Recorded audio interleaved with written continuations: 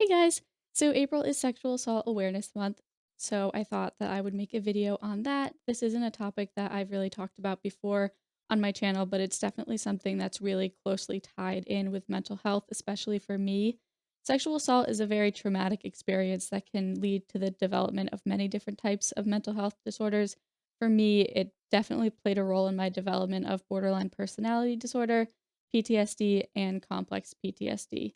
So in this video, I'm going to be talking about 6 important things that I, as a sexual assault survivor, would want other people to know about sexual assault.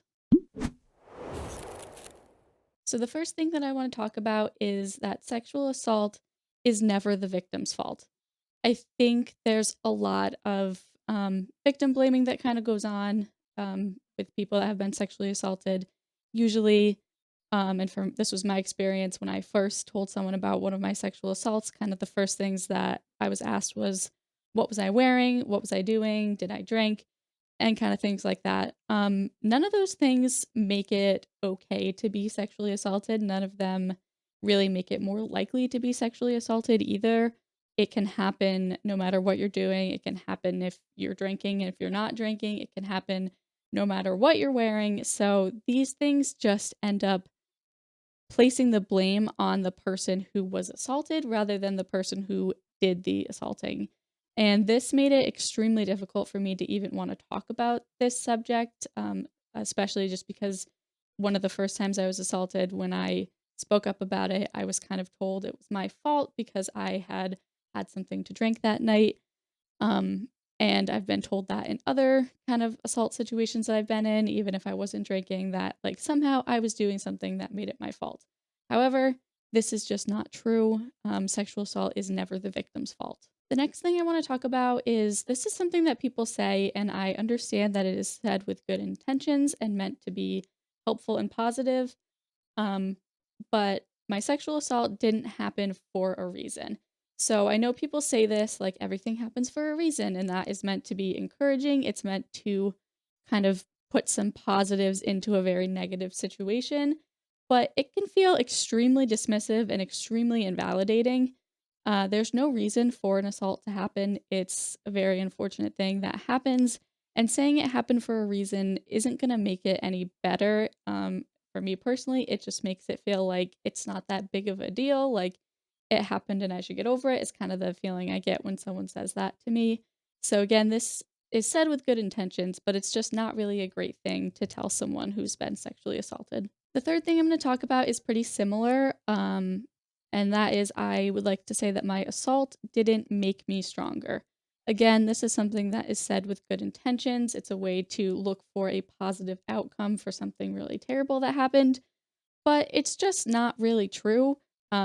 The truth is that my assaults traumatized me. They did not make me stronger. What made me stronger was doing the work and kind of going to therapy and choosing to work towards healing for myself. That is what made me stronger. The assault, the trauma, that doesn't get the credit for making me stronger. Me putting in the work and deciding to get help for it is what ultimately made me stronger through these experiences. The fourth thing is sexual assault isn't just something that I can simply get over.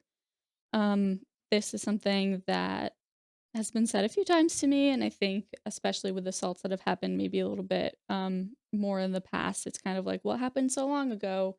Why can't you just get over it?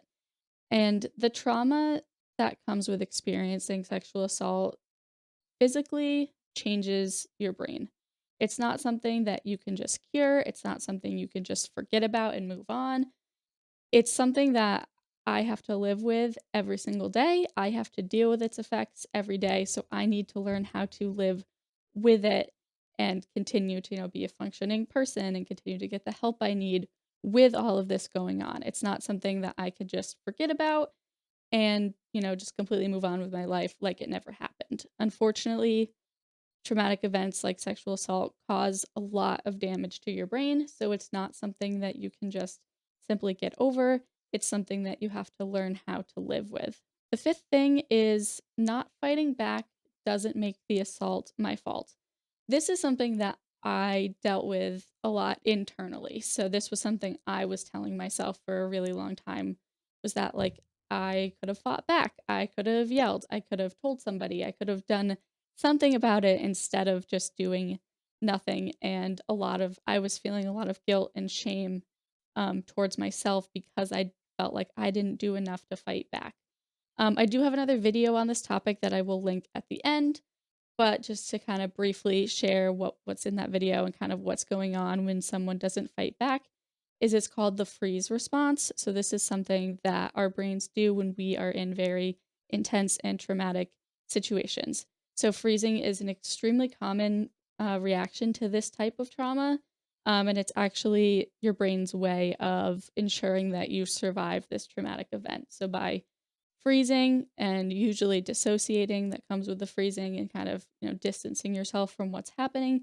That is the way that your brain knows how to keep you alive through this extremely intense experience. It doesn't mean that you did the wrong thing. It doesn't mean that you should have fought back. It just means that this was how your brain chose to handle it. And that is a perfectly fine way for it to happen. And the thing that I want to end with is that healing is possible. So, like I said before, the effects of sexual abuse are probably not ever going to go away completely. This isn't something that you can cure yourself of.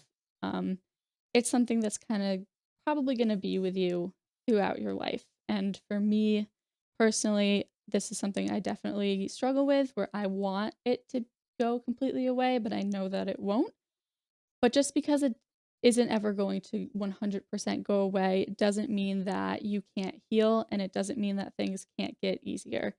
Through therapy, through medication when that's appropriate, you can find ways to very effectively manage the emotions and anything else that kind of comes in the aftermath of dealing with a sexual assault. So it's not something that is completely hopeless. It's something that you can learn to live with and learn to manage and still go on to have a very long and fulfilling life afterwards.